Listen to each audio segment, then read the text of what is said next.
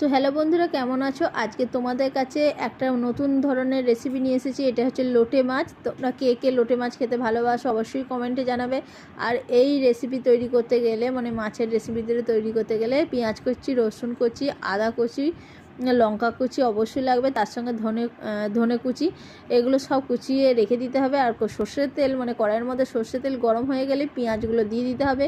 আর পেঁয়াজগুলো লাল লাল হয়ে ভেজে উঠলে, মানে লাল লাল হয়ে ভাজা হয়ে গেলে তার মধ্যে রসুন কুচি, আদা, তারপরে যেগুলো কুচিয়ে রাখা হয়েছে সব কুচিগুলো দিয়ে দিতে হবে। ভালো করে নাড়াচাড়া করার পরে নুন হলুদ দিতে হবে। নুন হলুদ দিয়ে দেওয়ার পরে টমেটো দিতে হবে। তো যে সকল বন্ধুরা আমার ভিডিও দেখছো তাদেরকে অনেক অনেক ভালোবাসা, আর যে সকল বন্ধুরা আমাকে এগিয়ে নিয়ে যাচ্ছ তাদেরকে অনেক অনেক ভালোবাসা, ধন্যবাদ এভাবে আমাকে এগিয়ে নিয়ে যাওয়ার জন্যে।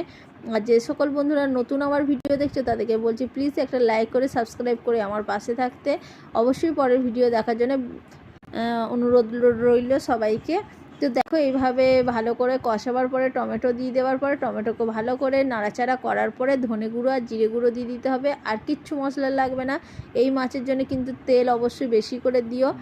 আর হ্যাঁ, আর এই মাছটা রান্না করার জন্য কোনো জল লাগবে না, বলছি অবশ্যই জল লাগবে না, কিন্তু তোমাদের নিজের চোখে বিশ্বাস হবে এরপরে ভিডিওটা দেখে।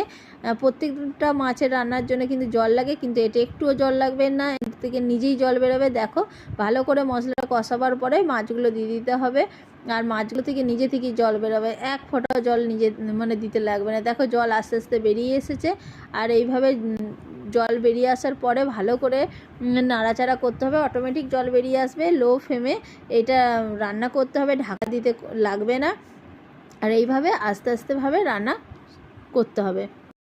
হ্যাঁ, এই রান্নাটা অবশ্য বাঙালদের খুব প্রিয় রান্না, আর বাঙালদের থেকেই এদেশীয়রা শিখে গেছে লোটে মাছ খাওয়া। আর দারুণ লাগে বলছি বন্ধুরা, খেয়ে একবার দেখবে।